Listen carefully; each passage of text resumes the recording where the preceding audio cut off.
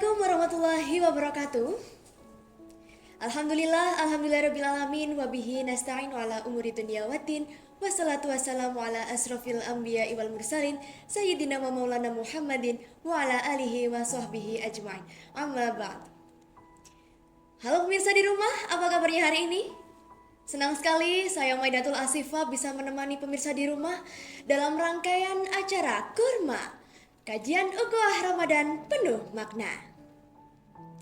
Yang dimana kajian ini akan membahas pertanyaan-pertanyaan seputar Ramadan maupun seputar kehidupan sehari-hari nih teman-teman. Wah, tentu menarik bukan?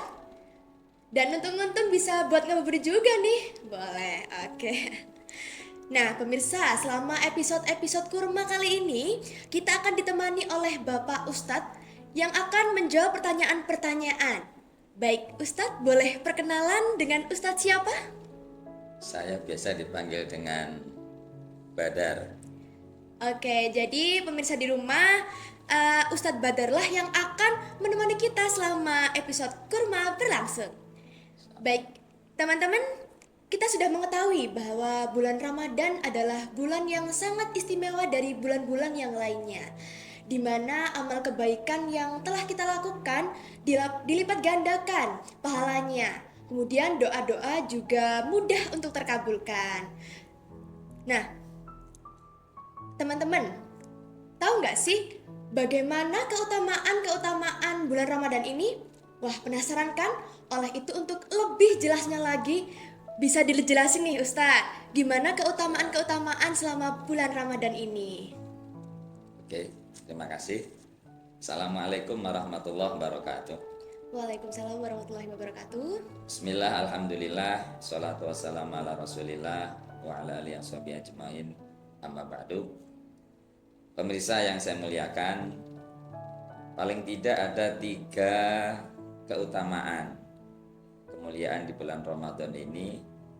Yang pertama, sebagaimana difirmankan oleh Allah Subhanahu wa taala dalam Al-Qur'an surah Al-Baqarah ayat 183. A'udzubillahi minasyaitonirrajim. Ya ayyuhalladzina amanu kutiba alaikumusyamu kama kutiba alal ladzina min qablikum la'allakum tattaqun. Yang artinya kurang lebih demikian, wahai orang-orang yang beriman, diwajibkan atas kamu berpuasa sebagaimana diwajibkan atas orang-orang sebelum kamu agar kamu bertakwa. Maka kemuliaan yang pertama ini, keutamaan Ramadan yang pertama ini adalah bulan satu-satunya dalam 1 tahun yang Allah perintahkan untuk berpuasa. Sedangkan puasa itu sendiri banyak sekali manfaat-manfaatnya yang nanti mungkin bisa kita kaji lebih detail lagi. Di antaranya paling tidak puasa itu sebagai junnatun, benteng atau perisai diri kita agar dalam perilaku keseharian kita bisa terjaga dari segala macam kemaksiatan. Yang kedua, kemuliaan Ramadan itu keutamaannya adalah dalam ayat berikutnya Allah berfirman, Syahrul Ramadan alladzi unzila fihil Qur'an hudal linnas wa bayyinatin minal huda wal furqan. Bulan diturunkannya Al-Qur'an. Bahkan kitab-kitab suci sebelum Al-Qur'an itu juga diturunkannya pada bulan Ramadan. Karenanya sangat istimewa Ramadan ini sebagai bulan tadarus Al-Qur'an, untuk memperbanyak tilawah, memperbanyak baca Al-Quran, belajar Al-Quran, karena kita tahu pasti bahwa setiap huruf Al-Quran itu mendapatkan kebaikan 10. Satu huruf, ya, bukan satu kata atau satu kalimat. Apalagi jika itu ditadaruskan, dibaca pada bulan Ramadan, yang tentunya sangat berlipat pahala yang dijanjikan oleh Allah melalui Rasul. Dan yang ketiga, keutamaan kemuliaan Ramadan itu, kita tahu bahwa Allah Subhanahu wa taala menurunkan 1 malam yang nilainya lebih baik dari 1000 bulan, sebagaimana difirmankan dalam surah Al-Qadar, inna anzalnahu fi lailatul qadar, al-ayat. Shadaqallahul adzim. Mungkin itu sementara yang bisa saya sampaikan. Oke, nah itu tadi keutamaan-keutamaan dari bulan Ramadan ini. Wah, jadi makin semangat kan untuk melakukan amal kebaikan? Nah, kita geser sedikit nih Ustadz. Oke. Gimana sih tips menjalankan Ramadan dengan rasa ceria? Ya. Bisa dijelaskan? Oke, terima kasih. Sebagaimana Rasulullah SAW menyampaikan dalam sabdanya, man faraha bidukhuli Ramadan harramallahu jasadahu ala nira. Yang artinya barang siapa yang merasa senang, bangga ketika kedatangan bulan Ramadan, maka haram jasadnya tersentuh api neraka. Maka dari sabda Rasulullah ini tentunya menjadi pemicu semangat kita. Kebanggaan itu tidak sekedar merasa wah nanti kalau Ramadan kita akan bisa main petasan misalnya untuk anak-anak itu. Bukan sekedar itu. Wah nanti kalau Ramadan kita bisa mendapatkan uang yang lebih banyak dari orang-orang yang bersedekah misalnya. Bukan hanya sekedar itu. Tetapi semangat yang disampaikan oleh Rasulullah itu adalah semangat betapa besarnya pahala yang akan didapat. Kalau orang sudah banyak pahalanya, maka secara otomatis kesalahan atau kekhilafan dosa yang pernah ia lakukan itu akan terhapus dengan sendirinya. Maka semangat inilah yang menjadikan orang ketika Ramadan itu benar-benar ingin meraih sebanyak-banyaknya. Begitu. Oke, jadi kita harus ceria nih dalam menyambut bulan Ramadan karena sudah dijelaskan oleh Bapak Ustadznya gimana banyaknya amal kebaikan yang dapat kita lakukan. Nah, untuk mempersingkat waktu, langsung aja nih ya, kita langsung membahas pertanyaan-pertanyaan dari sobat-sobat yang telah mengirim pertanyaan tersebut. Oke, pertanyaan pertama dari Francisca Vika Bunga. Bagaimana jika hutang puasa belum lunas tetapi sudah masuk ke bulan Ramadan berikutnya nih Ustadz? Oke. Terima kasih Mbak, siapa namanya? Maida. Oh, Mbak Maida. Alhamdulillah Mbak Maida dan pemirsa di rumah yang saya muliakan. Untuk menjawab pertanyaan yang pertama terkait dengan hutang puasa yang sebelumnya belum dibayar karena sudah masuk Ramadan. Betul. Hari ini ya. Oke. Ada beberapa jawaban yang mewajibkan untuk mengkodok puasanya, dan tentunya juga nanti ada beberapa hal yang perlu saya jelaskan. Baik, pemirsa di rumah, dalam episode kali ini kita telah membahas mulai dari membayar puasa yang belum lunas, kemudian mengkodok dan lain sebagainya.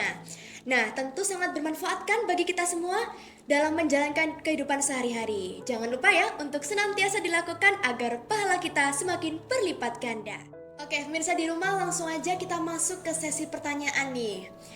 Mulai dari pertanyaan yang pertama dari Francisca Vika Bunga. Bagaimana jika hutang puasa belum lunas tetapi sudah masuk ke bulan Ramadan berikutnya? Oke, terima kasih pemirsa yang budiman. Bismillahirrahmanirrahim, saya akan menjawab pertanyaan ini. Yang pertama, tentunya orang tersebut masih tetap memiliki kewajiban mengkodok atau mengganti puasanya. Sebagaimana difirmankan dalam Al-Quran Al-Baqarah 184, di situ cuplikannya berbunyi, faman kana maridon aw ala safarin fa'iddatum min ayyamin ukhar. Yang artinya barang siapa di antara kamu ada yang sakit atau dalam perjalanan lalu ia berbuka, maka wajib menggantinya sebanyak hari yang ditinggalkan itu pada hari-hari yang lain.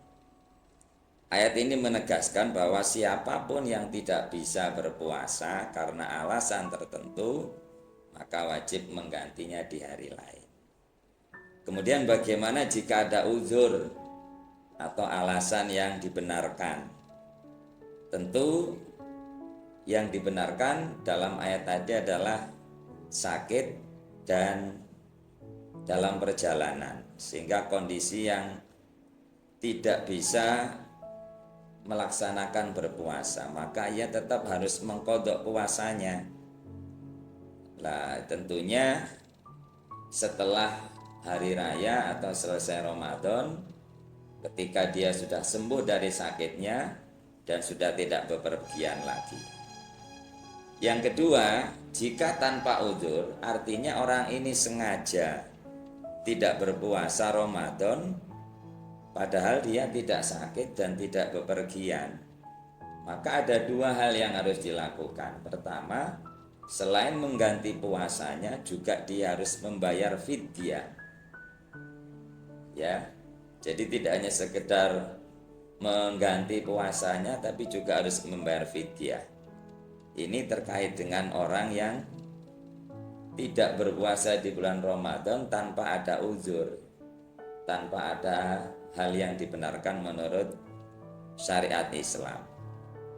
Sebagaimana disampaikan oleh Ibnu Abbas radhiyallahu anhu, "Man kana alaihi shamun min ramadhana fafarrata fihi hatta jaa ramadhana akhar falyasim hadzal ladzi adrakahu summa liyut'imu an kulli yaumin miskinan." Terjemahannya, barang siapa yang masih memiliki hutang puasa Ramadan, lalu ia menundanya hingga datang Ramadan berikutnya, maka ia harus berpuasa untuk hari-hari yang ditinggalkannya dan juga memberi makan seorang miskin untuk setiap harinya. Itu bagi orang yang memiliki hutang puasa tanpa ada uzur yang disyariatkan. Kemudian ada beberapa penjelasan juga yang perlu saya sampaikan terkait dengan bagaimana ternyata apakah hadis ini termasuk hadis yang sahih atau tidak. Maka disebutkan dalam Sunan Abu Dawud, di mana hadis nomor 1716 ini termasuk hadis yang mauquf, artinya perkataan sahabat Ibnu Abbas, bukan langsung dari Nabi Muhammad SAW. Namun para ulama mengamalkan pendapat ini dalam pendapat atau mazhab Imam Syafi'i dan Imam Maliki, bahwa seseorang yang menunda qodok tanpa uzur hingga Ramadan berikutnya, maka ia harus membayar puasanya tadi atau qodok dan membayar fidyah. Kemudian jika memang ada uzur yang disyar'ikan, cukup ia hanya membayar puasanya saja tanpa fidyah. Oleh karenanya, pemirsa di rumah yang saya muliakan, sebaiknya segera mengganti puasa sebelum Ramadan berikutnya agar terhindar dari kewajiban fidyah. Demikian. Oke, buat teman-teman nih yang masih ada hutang puasa belum lunas, sudah terjawab kan oleh Ustadz Badar? Baik, pemirsa di rumah, pada episode kali ini kita telah membahas hal yang telah kita bahas tadi dan tentu sangat bermanfaat untuk kita semua. Senantiasa melakukannya dan jangan lupa untuk terus saksikan Kurma, kajian Ukhuwah Ramadan penuh makna. Saya Maidatul Asifah sebagai pemandu acara hari ini mengucapkan terima kasih kepada pemirsa yang senantiasa menyimak episode kali ini. Jangan lupa saksikan hanya di channel Nurullah Media setiap hari di bulan Ramadan. Selamat menjalankan aktivitas sukses untuk kita semuanya. Wassalamualaikum warahmatullahi wabarakatuh. Waalaikumsalam warahmatullahi wabarakatuh.